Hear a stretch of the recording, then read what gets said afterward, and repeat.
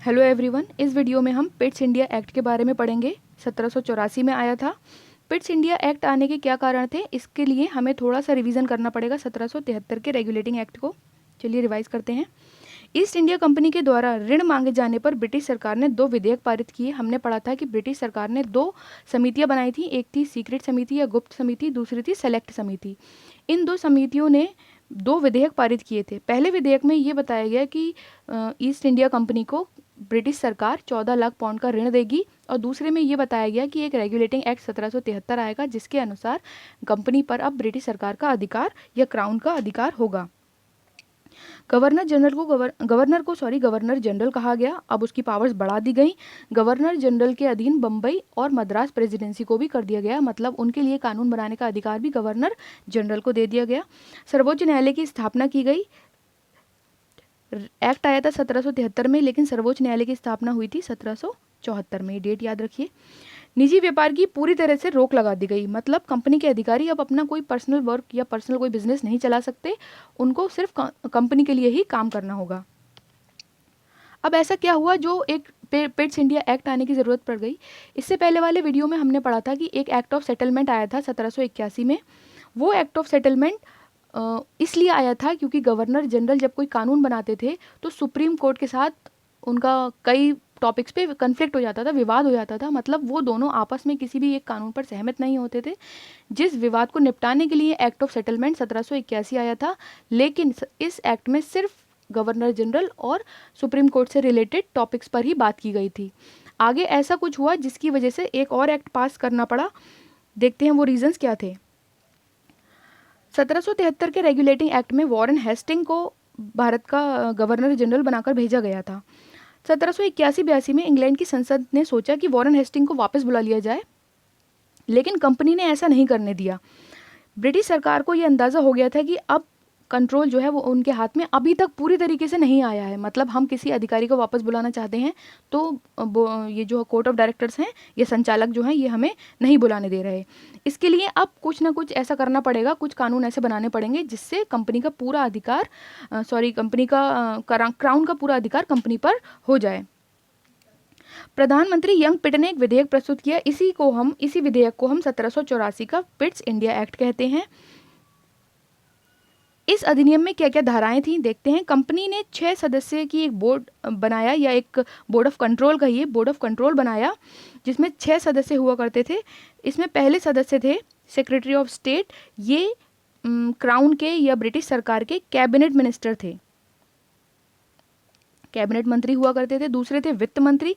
4 अन्य सदस्य थे इस 6 सदस्य टीम में।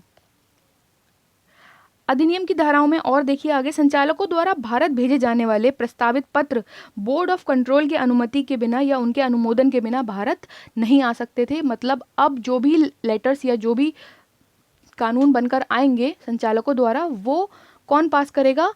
Board of control, indirectly crown. Governor general की काउंसिल, जैसे बम्बई और मद्रास में काउंसिल में सदस्यों की संख्या 3 कर दी गई। मतलब जो गवर्नर जनरल की काउंसिल में 4 लोग हुआ करते थे पहले 1773 के रेगुलेटिंग एक्ट में। गवर्नर जनरल और उसकी काउंसिल में 4 सदस्य थे, यानी टोटल 5 लोग डिसाइड करते थे अगर कोई कानून बनाना है, और उसमें मेजोरिटी होने के बाद वो कानून पास हो जाता था आसानी से। लेकिन इसमें क्या किया गया, इसमें सदस्यों की संख्या घटाकर 3 कर दी गई। देखिए इससे गवर्नर जनरल को क्या फ़ायदा होता है, इसको समझते हैं। पहले थे 1 2 3 4 4 सदस्य थे, अब एक सदस्य को हटा दिया गया और एक है हमारे गवर्नर जनरल। तो इनके फेवर में अगर कोई एक सदस्य भी वोट कर देता है तो वो लॉ पास हो जाएगा। मतलब इस एक तरीके से गवर्नर जनरल को ज़्यादा पावर मिल गई। अब वो जो कानून चाहता था उसको आसानी से पास करा सकता था। दूसरा, उसके पास वीटो पावर भी दे दी गई थी। प्रथम बार कंपनी ने भारतीय प्रदेशों को ब्रिटिश राज कहा। इस अधिनियम में, इस एक्ट में प्रथम बार कंपनी ने भारतीय प्रदेशों को ब्रिटिश राज कहा। अंग्रेज अधिकारियों के लिए इंग्लैंड में कोर्ट बना। अंग्रेज अधिकारी मतलब कंपनी के अधिकारी अगर यहाँ कोई कानून तोड़ते हैं या कोई ऐसा गैरकानूनी काम करते हैं तो उनके लिए अलग से कोर्ट बनाया गया इंग्लैंड में। कंपनी का कब्जे वाली जगह पर ब्रिटिश राज कहा गया, अभी बताया था मैंने। कंपनी के अधिकारियों को नो गिफ्ट पॉलिसी लाई गई। कंपनी के अधिकारी अब कोई गिफ्ट नहीं ले सकते, मतलब ये एक तरीके से भ्रष्टाचार को रोकने के लिए एक कदम था कि कोई अधिकारी गिफ्ट एक्सेप्ट नहीं करेगा। वीटो पावर गवर्नर जनरल को दे दी गई। कंपनी के कार्यों का विभाजन किस तरह हुआ? देखिए, अब हमारे पास दो बोर्ड थे। एक था बोर्ड ऑफ कंट्रोल जिसमें 6 सदस्य थे, एक था कोर्ट ऑफ डायरेक्टर्स जिसमें 24 सदस्य थे। ये बोर्ड ऑफ कंट्रोल एक तरीके से कहना चाहिए ब्रिटिश सरकार का ही बोर्ड था।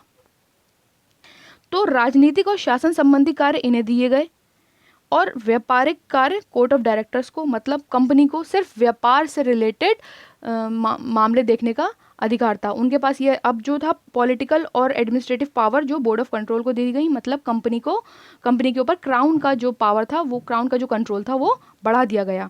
बोर्ड ऑफ कंट्रोल को अभी तक सैलरी ब्रिटिश गवर्नमेंट ही दिया करती थी। 1793 के एक्ट के बाद इनकी सैलरी भारत से जाएगी। भारत में इस एक्ट का क्या परिणाम हुए? क्योंकि गवर्नर को वापस बुलाने का जो अधिकार था वो बोर्ड ऑफ कंट्रोल के पास था, तो गवर्नर की ज़्यादा वफादारी या ज़्यादा लॉयल वो किसकी तरफ रहा? बोर्ड ऑफ कंट्रोल की तरफ, यानी ब्रिटिश गवर्नमेंट की तरफ।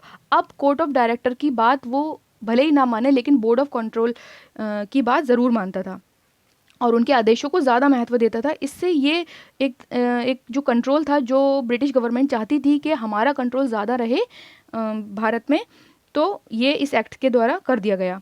अब आप देखिए, एक रेगुलेटिंग एक्ट के पास होने के बाद इस एक्ट में बहुत ज़्यादा परिवर्तन नहीं किए बिना पिट वहाँ के प्रधानमंत्री थे, उन्होंने एक ईस्ट इंडिया कंपनी पर ब्रिटिश सरकार का पूरा नियंत्रण कर दिया। मतलब 1773 के रेगुलेटिंग एक्ट में कोई खास बदलाव भी नहीं करे, उसका जो संविधान था वो वही रहा, लेकिन छोटे छोटे बदलाव करके उन्होंने ब्रिटिश सरकार का कंट्रोल पूरी तरीके से कर दिया था ईस्ट इंडिया कंपनी पर।